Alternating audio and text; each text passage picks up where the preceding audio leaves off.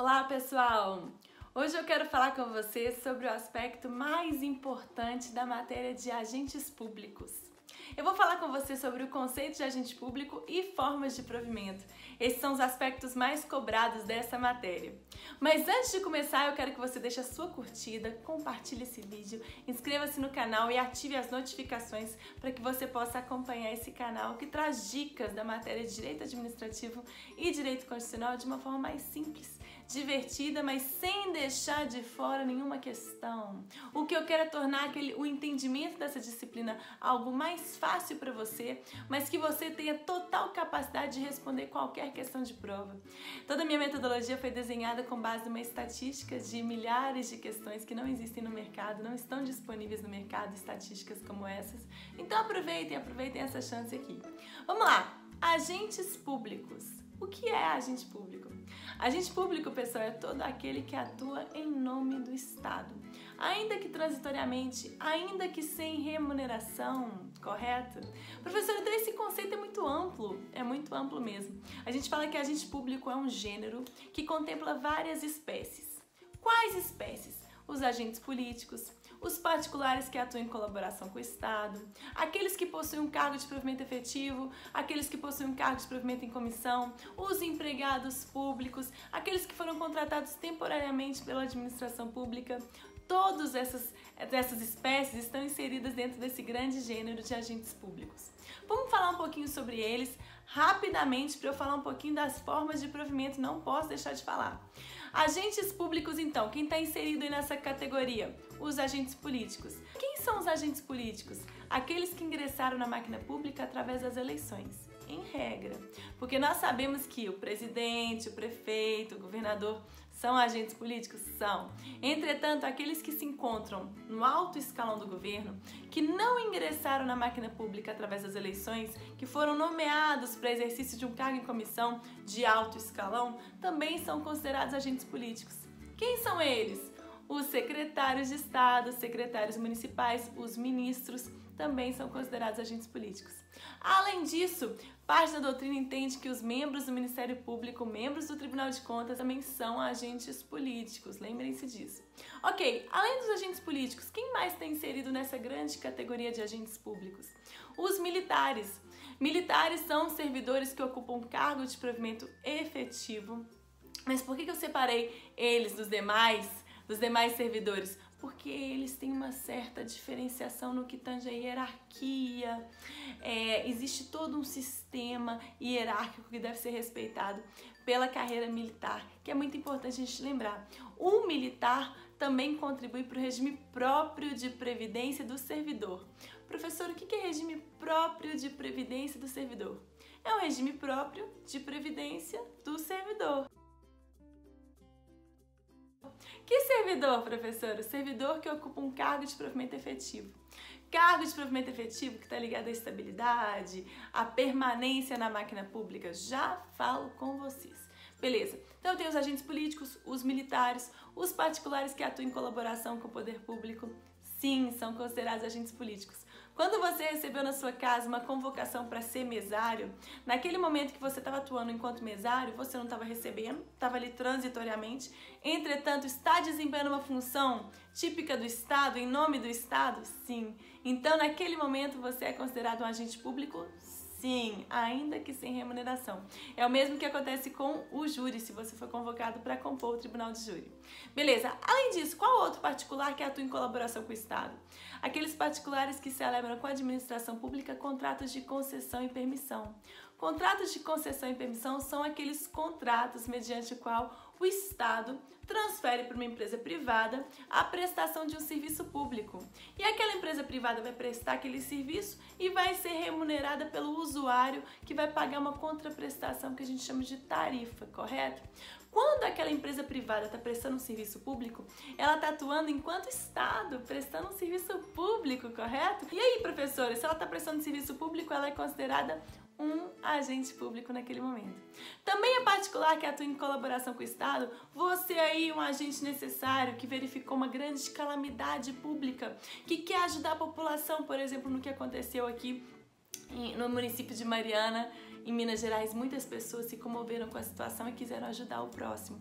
Naquele momento, você está o quê? Atuando em colaboração com o Estado, é sim considerado um agente público. Ok. Além disso, aqueles servidores que ocupam cargos de provimento efetivo. Cargo de provimento efetivo. O E de efetivo vem de E de estabilidade. É aquele cargo que decorre de um vínculo estatutário que a administração pública vai travar com aquele servidor. Você estudou durante anos, foi aprovado... Estudou durante anos não, corrigindo. Estudou durante um tempinho, alguns meses. Foi aprovado no concurso público. A partir do momento que você foi aprovado, você foi nomeado, você tem um vínculo de natureza estatutária com a administração. Depois que você tomou posse, você estabelece um vínculo de natureza estatutária. O que é vínculo de natureza estatutária? O estatuto, gente, é uma lei da carreira. Então, você assumiu o cargo de delegado, existe uma lei que estabelece as competências do delegado, as obrigações, as atribuições, correto? E essa lei, esse estatuto da carreira, que estabelece o vínculo que você vai ter com o Estado, com a máquina pública, beleza? Ah, prof, esse cargo de provimento efetivo é aquele no qual, a partir da nomeação, depois de 3 anos de efetivo exercício, a partir do exercício, depois de 3 anos de efetivo exercício, mediante uma avaliação de desempenho satisfatória, eu posso alcançar a tão sonhada estabilidade. Ah, eu sei demais que cargo que é esse, eu sei demais que cargo que é esse. Professora, quando eu alcanço a estabilidade, eu nunca mais vou perder meu cargo? Não quer dizer que você nunca mais vai perder seu cargo, não. Você pode perder seu cargo em 4 situações. Mediante sentença judicial transitada em julgado, mediante avaliação de desempenho insatisfatória, mediante processo administrativo no qual seja assegurada ampla defesa e contraditório, e em razão do corte de gastos de despesa de pessoal, quando aquele ente federado está superando o limite que ele pode gastar com despesa de pessoal. Quando o ente federado está lá superando o limite que ele pode gastar com despesa de pessoal, ele deve adotar 3 medidas. Primeira medida, exoneração de 20% dos cargos em comissão. Segunda medida, exoneração dos servidores que têm um cargo de provimento efetivo, mas ainda não são estáveis, aqueles que estão no estágio probatório. Terceira medida, exoneração de servidores estáveis, ou seja, fique esperto, ainda tem essa possibilidade, beleza? Ok, professor, entendi. Cargo de provimento efetivo, você falou que é mais importante, eu tô entendendo. Cargo de provimento em comissão, prof, o que é isso? É aquele, pessoal, no qual o detentor não precisou fazer prova, não precisou ser aprovado em concurso público. Qualquer pessoa pode ser nomeada para um cargo em comissão. Prof, eu já tenho um cargo de provimento efetivo, eu posso ser agraciado com um cargo em comissão?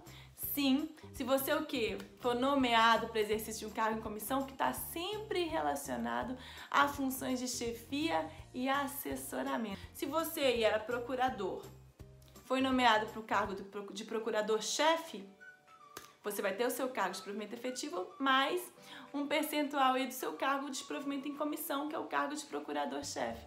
Pode sim. Inclusive, gente, cada ente federado, cada secretaria que compõe a máquina pública da administração, ela tem um percentual de cargos em comissão que serão destinados a qualquer pessoa, qualquer um que não fez concurso nenhum, qualquer pessoa vai ser nomeado, e um percentual de cargos em comissão que vai ser destinado àqueles que já possuem um cargo de provimento efetivo.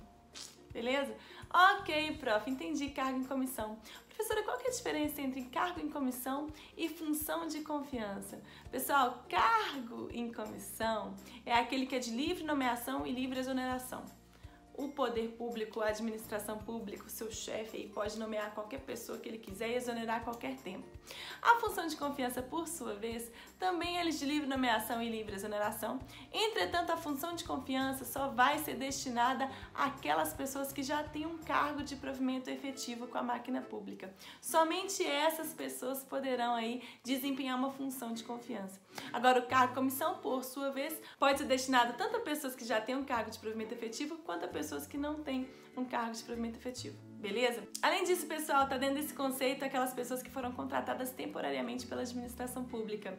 Em situações de emergência, em situações que a lei autoriza, a administração pública pode contratar sem realizar qualquer tipo de concurso público. São situações excepcionais autorizadas em lei, correto? Beleza. Quem mais, prof? O empregado público. O empregado público também está dentro desse conceito de agentes públicos, só que o empregado público é aquele que passou no concurso público, fez um concurso público, passou no concurso. Entretanto, ele celebra com a administração pública um contrato de emprego, que é regido pela CLT. Por essa razão que o empregado público não pode adquirir a tão sonhada estabilidade, correto? Isso é bem importante. Prof, se o empregado público não tem estabilidade, ele pode ser demitido a qualquer tempo? Pessoal, o STF já decidiu. O empregado público, haja vista que ele ingressou na máquina pública através de um concurso no qual ele foi aprovado, mediante a assinatura de um contrato regido pelas normas da CLT, ele pode ser demitido. Entretanto, essa demissão, o que carece da devida motivação. Haja vista que a administração pública motivou a necessidade de contratação daquele empregado público, agora ela vai ter que motivar por que ela está dispensando aquele empregado público. Professor, onde que os empregados públicos vão estar trabalhando? Na administração pública indireta, especificamente nas pessoas jurídicas de direito privado, em empresas públicas e sociedade de economia mista. Pessoal, eu ia falar também das formas de provimento, mas esse vídeo ficou grande demais. Vou dar só um macete aqui, só um gostinho aqui para vocês. Formas de provimento, professora. Formas de provimento de cargos públicos. PAN mais 4R. PAN mais 4R, professora. PAN, P de promoção, A de aproveitamento, N de nomeação. 4 R's. Primeiro R, readaptação. Segundo R, remoção. Terceiro R, reversão. Quarto R, reintegração. Esse é um macete e uma dica para o próximo vídeo no qual eu vou falar sobre isso. Um beijinho, tchau, tchau para vocês. Em 2017 eu resolvi que ia ser concurseira. Concurseira de verdade, estudando com métodos adequados e materiais adequados. E resolvi adquirir o material dela. Comprei o material, recebi em dezembro de 2017, mas eu tenho certeza que vai ajudar ainda mais nos meus estudos, porque a dinâmica é ótima, a exposição é ótima, os exemplos são ótimos, e com ele, nesse novo formato, a gente só tem a ganhar. É o melhor investimento que eu fiz na minha vida de concurseira.